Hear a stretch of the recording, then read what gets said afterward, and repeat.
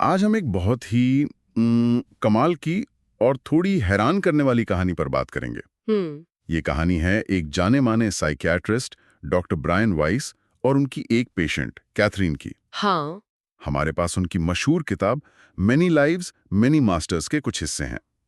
और ये कहानी सिर्फ एक थेरेपी सेशन के बारे में नहीं है। नहीं, बिल्कुल नहीं। ये एक ऐसे सफर के बारे में है जिसने मतलब विज्ञान और तर्क की सीमाओं को ही चुनौती दे दी। बिल्कुल। और कहानी की शुरुआत बहुत सीधी सादी है। कैथरीन एंजाइटी और पैनिक अटैक से परेशान थी। अच्छा। उसे बार बार बुरे सपने आते थे। तो डॉक्टर वाइस ने 18 महीनों तक, 18 महीने? हाँ, पूरे 18 महीने तक पारंपरिक मनोचिकित्सा की हर तकनीक आजमाई, लेकिन कोई फायदा नहीं हुआ।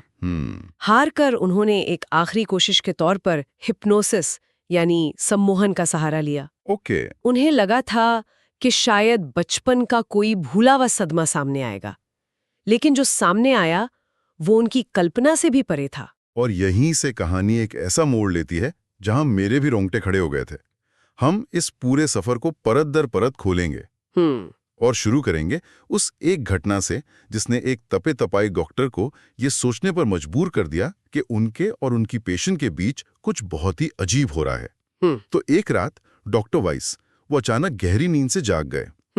घड़ी में सुबह के 3:30 बज रहे थे। इतना सटीक टाइम? हाँ, इतना सटीक। और उन्हें लगा जैसे कैथरीन का एक बहुत बड़ा और परेशान चेहरा उनके सामने है जो मदद मांग रहा है। अरे! आसपास कोई आवाज नहीं थी, सब कुछ शांत। तो उन्होंने इसे मतलब थकावट का वहम समझकर नजरअंदाज करने की कोशिश की। लेकिन असली ट्विस्ट यहाँ है।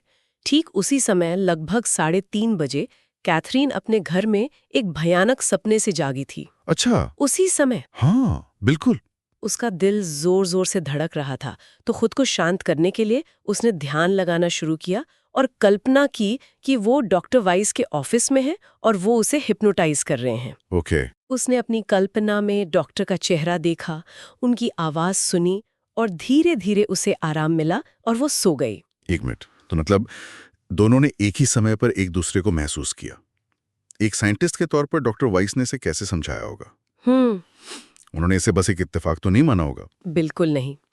उनका पहला ख्याल तो मनोचिकित्सा के जाने पहचाने सिद्धांतों की तरफ गया, जैसे ट्रांसफरेंस और काउंटर ट्रांसफरेंस। ये बड़े दिलचस्प कॉन्सेप्ट्स हैं। ट्रांसफरेंस में पेशेंट अपनी भावनाएं जैसे प्यार या गुस्सा अपने थेरेपिस्ट पर डालता है। और काउंटर ट्रांसफरेंस इसका उल्टा होता है? हाँ, बिल्कुल। उसमें थेरेपिस्ट की अपनी भावनाएं मरीज के प्रति जाग जाती हैं। अच्छा, तो उन्हें लगा कि शायद ये उसी का कोई बहुत मजबूत रूप होगा। हाँ, लेकिन उन्हें अंदर से पता था कि यह उससे कहीं ज्यादा था। यह कोई भावना का ट्रांसफर नहीं था, यह जानकारी का ट्रांसफर था। जानकारी का ट्रांसफर? हाँ, ऐसा लगा जैसे दोनों के दिमाग के बीच कोई सीधा कनेक्शन बन गया हो, एक टेलीपैथिक लिंक। अरे वाह! और उन्हें लगा कि शायद हिप्नोसिस की गहरी अवस्था की वजह से ये लिंक खुल गया था और इस कनेक्शन ने अगले सेशंस के दरवाजे खोल दिए, जहां कैथरीन ने कुछ ऐसा देखना शुरू किया जो इस दुनिया का या इस समय का था ही नहीं। तो अगले सेशंस में कैथरीन ने हिप्नोसिस के दौरान कई अलग-अलग जन्मों की झलकियां देखी। हाँ, कभी वो एक ज्वालामुखी के पास खड़ी थी, तो कभी किसी अमीर औरत की नौकरानी के रूप में। बिल्कुल। एक सेशन में हिप्नोसिस में जाते ही वो घबरा गई। उसने एक बड़ा धुएं वाला बादल देखा जो पहाड़ पर था। डॉक्टर वाइस को एक पल के लिए लगा कि शायद वो भविष्य में कोई परमाणु धमाका देख रही है। लेकिन कैथरीन ने उसे एक बड़ा मशरूम कहते हुए बताया कि ये एक ज्वालामुखी है। हवा में धूल थी, सांस लेना मुश्किल था। वो उस डर को असल में महसूस करी थी। और फिर अचानक वो सीन बदल गया। हाँ, और वो एक बिल्कुल अलग जगह, एक अलग शरीर में पहुंच गई। उसने खुद को एक 13-14 साल की लड़की के रूप में पाया जो बेलिंडा नाम की एक अमीर महिला की नौकरानी थी। अच्छा। उसने उस कमरे का, बेलिंडा के कपड़ों का, उसके गले में नीले पत्थर वाले चांदी के हार का इतना साफ ब्यौरा दिया जैसे वो कोई फिल्म नहीं देख रही थी बल्कि उस लम्हे को जी रही थी। यहीं पर मेरा सवाल आता है, एक साइकियाट्रिस्ट के तौर पे डॉक्टर वाइस इन बातों को बस मान तो नहीं सकते थे? नहीं, बिल्कुल नहीं।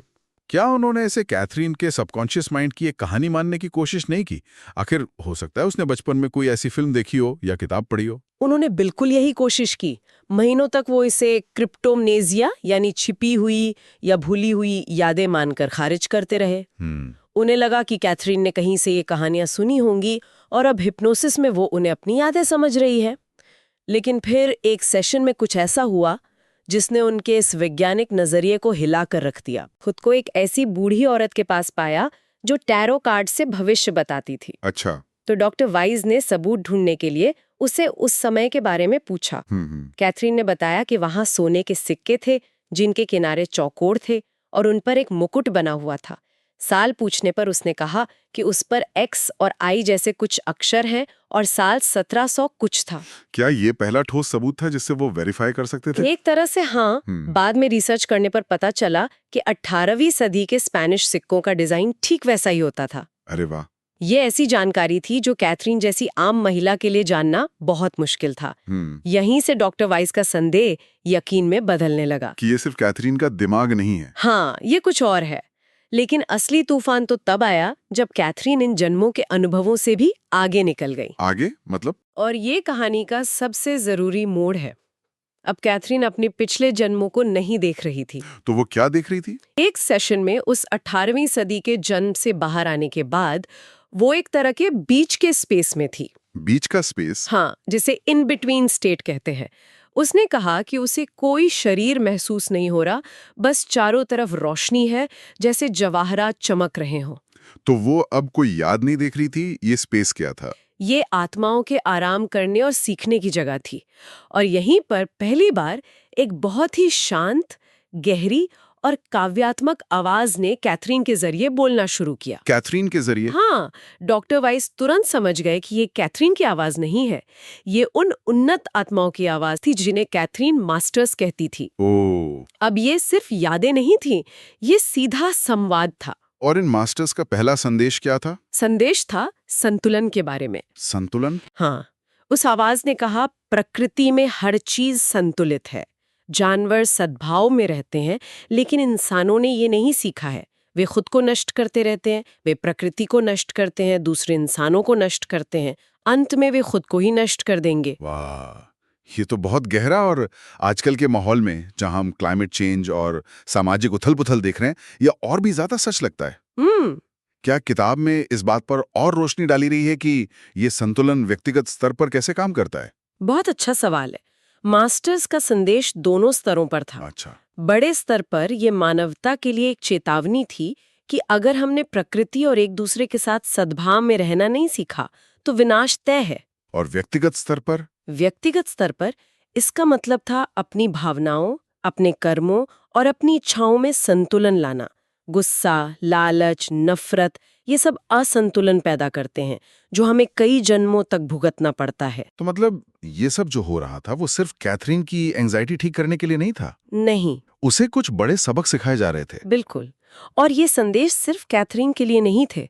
मास्टर्स ने साफ कहा था कि डॉक्टर वाइस को ये बातें दुनिया तक पहुंचानी है। सोचिए उस साइकियाट्रिस्ट के लिए कितना बड़ा झटका होगा। हाँ, जाहिर है। उसकी पूरी ट्रेनिंग, उसका पूरा करियर विज्ञान और तर्क पर आधारित था, और अब उसके अपने ऑफिस में कोई अदृश्य शक्ति उसे मानवता के भविष्य के बारे में बात कर रही थी। सही बात है। तो ये सब सिर्फ थेरेपी रूम तक ही सीमित नहीं रहा होगा। डॉक्टर वाइस ने इस ज्ञान का इस्तेमाल अपनी निजी जिंदगी में भी करना शुरू किया होगा। हाँ, मैंने सुना है कि उनकी सास वाला वाकया बहुत असरदार है। हाँ, और वो वाकया इस कहानी को और भी शक्तिशाली बनाता है। उनकी सास मिनेट कैंसर की आखिरी स्टेज पर थीं और मौत के डर से बहुत परेशान थीं। तो डॉक्टर वाइस ने बहुत हिम्मत करके एक दिन उन्हें कैथरीन के अनुभवों और मृत्यु के बाद जीवन की संभावना के बारे में बताया। अरे, उन्होंने पुनर्जन्म, आत्माओं के मिलने और सीखने के सफर के बारे में सब कुछ बताया। और उनका क्या रिएक्शन था? हैरानी की बात है कि मिनेट ने इसे तुरंत स्वीकार कर लिया। उनके चेहरे पर एक शांति आ गई। अच्छा। मृत्यु का उनका डर खत्म हो गया, क्योंकि उन्हें ये विश्वास हो गया कि ये अंत नहीं है और वो जल्दी अपने दिवंगत पति से फिर मिलेंगी। कुछ हफ्तों बाद जब उनकी मृत्यु हुई तो वो बहुत शांत थीं। इस अनुभव ने डॉक्टर वाइस को यकीन दिला दिया कि ये ज्ञान सिर्फ सैद्धांतिक नहीं है, ये असल में लोगों का दर्द कम कर सकता है। तो इस पूरे अनुभव ने डॉक्टर वाइस को एक इंसान और एक थेरेपिस्ट के तौर पर कैसे बदला? क्या उन्होंने अपने सारे मरीजों को हिप्नोटाइज करना शुरू कर दिया? नहीं, ऐसा नहीं है। बदलाव तकनीक में नहीं बल्कि नजरिए में आया। नजरिए में? हाँ, वो अब अपने मरीजों को, खासकर उन्हें जो किसी की मृत्यु या शोक से गुजर रहे थे, एक नई आशा और शांति दे पा रहे थे। वो समझने लगे थे कि एक थेरेपिस्ट का काम सिर्फ दिमागी बीमारियों का इलाज करना नहीं है, बल्कि आत्मा के दर्द को भी समझना है। सही बात है। उनका मानना था कि थेरेपिस्ट को खुले विचारों वाला होना चाहिए, भले ही ये उनकी ट्रेनिंग के खिलाफ क्यों न हो। हाँ। वो कहते थे कि इस संदेश को मरीजों तक पहुंचाने के लिए हमेशा हिप्नोसिस की जरूरत नहीं होती। कभी-कभी आपकी आवाज का लहजा, आपकी सहानुभूति, एक स्पर्श या एक सही शब्द, हाँ बिल्कुल, ये भी उस शांति का संदेश दे सकता है। वो मानते थे कि मौत का डर ही हमारी आधी से ज्यादा परेशानियों की जड़ है। सही है। और अगर उस डर को कम किया जा सके तो इंसान ज्यादा खुलकर और प्यार से जी सकता है। तो ये कहानी एक मनोचिकित्सक के संदेश से शुरू होकर आत्मा, पुनर्जन्म और ब्रह्मांड के गहरे रहस्यों तक का सफर तय करती है। कैथरीन के जरिए जो संदेश मिले वो सिर्फ उसकी एंग्जाइटी दूर करने के लिए नहीं थे, बल्कि शायद हम सब के लिए थे। बिल्कुल। डॉक्टर वाइस की किताब का सार यही है कि डरने की कोई बात नहीं है, क्योंकि हम अमर हैं और हम हमेशा एक साथ रहेंगे, किसी न किसी रूप में। यह हमें याद दिलाता है कि जीवन सिर्फ जन्म और मृत्यु तक सीमित नहीं है। शायद सीखने और समझने के लिए एक पूरा ब्रह्मांड है जो हमारी रोजमर्रा की समझ से कहीं आगे है। ये पूरी चर्चा एक बहुत गहरे सवाल पर सोचने को मजबूर करती है। डॉक्टर वाइस ने भी ये सोचा था कि हमारे बचपन की कितनी ही डरावनी कहानियां या मिथक असल में हमारे पिछले जन्मों की धुंधली यादों में छिपी हो सकती हैं। हाँ, तो क्या हमारे कुछ अनजाने डर, किसी जगह से पहली नजर में ही एक अजीब सा जुड़ाव महसूस होना, या वो डेजावू के पल, क्या ये सब महज दिमाग का खेल हैं, या शायद ये हमारी कई जिंदगियों के लंबे सफर की भूली बिसरी गूंज हैं?